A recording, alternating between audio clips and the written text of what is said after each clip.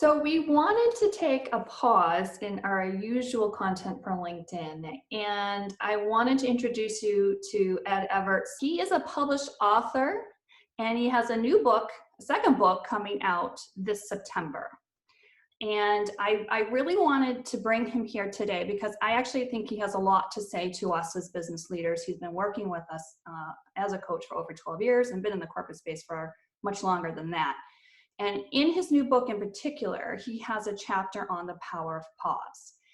And as I was thinking of ways and new content that I could be bringing to the table that can actually be of benefit to us, for some reason, like this particular chapter, because we're going to be doing a video on this topic, later on, um, it just kept resonating with me because during the season, I feel like we have really as a business community been put on pause. And I can say as a type A person myself, it can really be maddening and hard.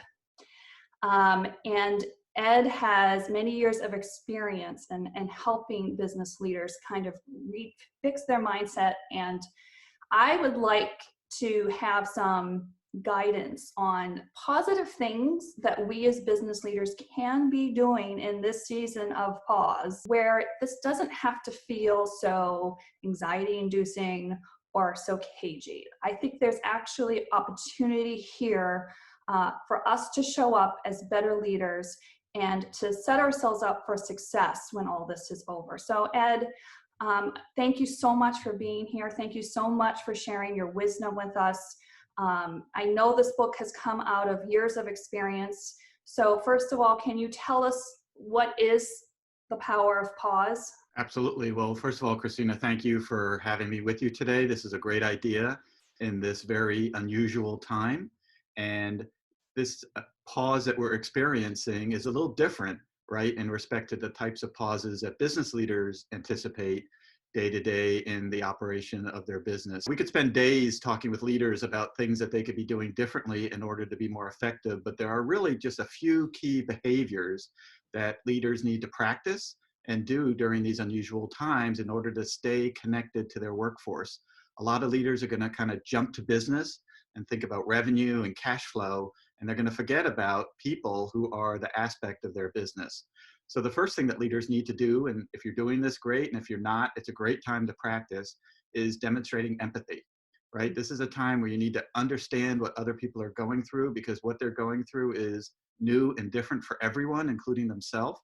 And so demonstrating empathy with individuals that work with you is a key leadership strength. And it is one of the chapters in the book where we talk about the importance of empathy. But empathy is a significant way to build relationships in the workplace. After empathy is really listening and being curious.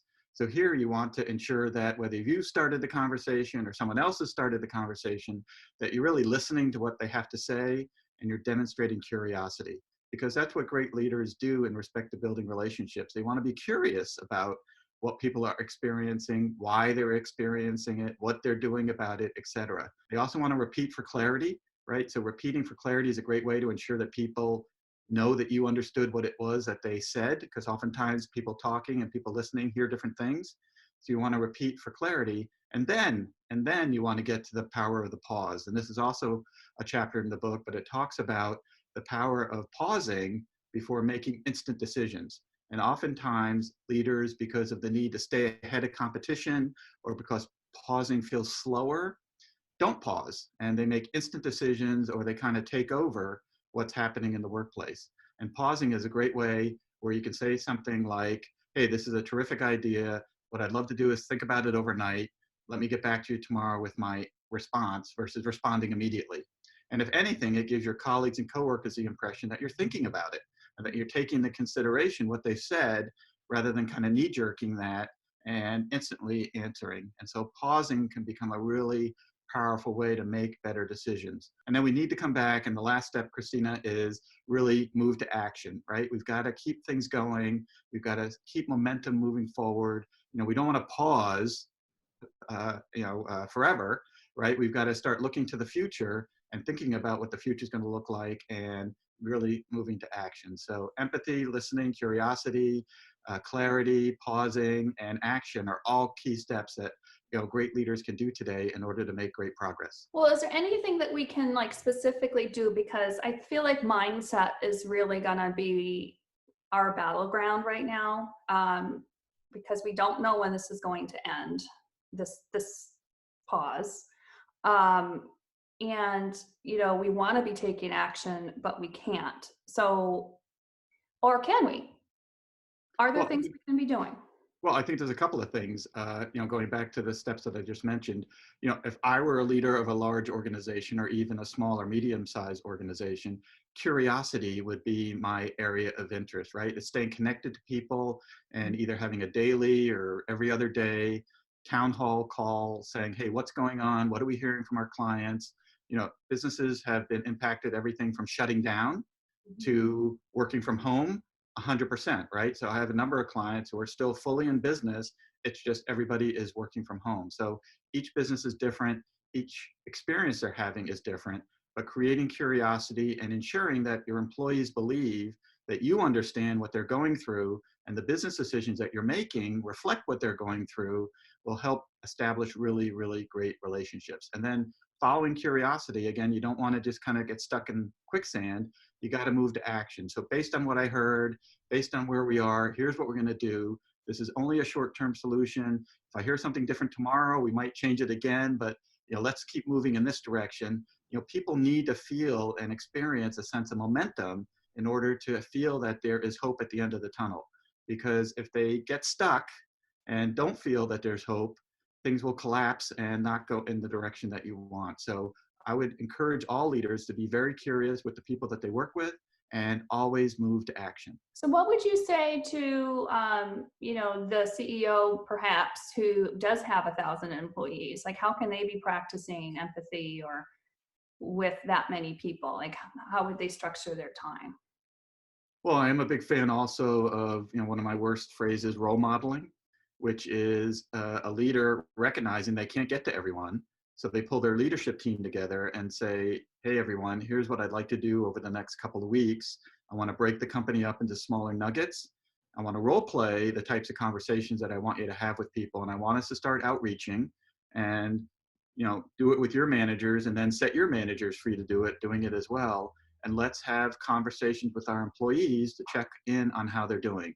Not project-based, not client-based, not how's, every time I meet with my boss, all we do is we talk about the projects, and anytime it was time to talk about me, we always ran out of time.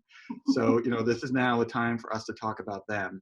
And, if they also want to share with us any updates on clients or things they're concerned about, they can do that at the end. But, we want to ensure that everyone is okay. And it's a great time to practice empathy. It's not just something you flick a switch and suddenly tomorrow you're the most empathetic person ever, but it is something that takes practice. And I think leaders can role model it with other leaders who can role model it, and it just works its way down the organization. So for external audiences, would that change at all? Like, because,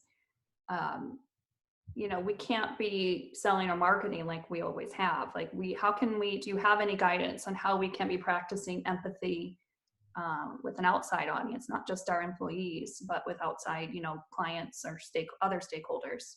Yeah, look, I think the model is simple. I don't think it's any different. So, I could today be calling my clients saying, hey, I'm not checking in on our work together. I'm not looking for that spreadsheet you told me you'd send me last Friday that you haven't sent me yet. Whatever it might be. How is everything going? How is your family? Everyone safe and secure? It could be a 5-minute conversation.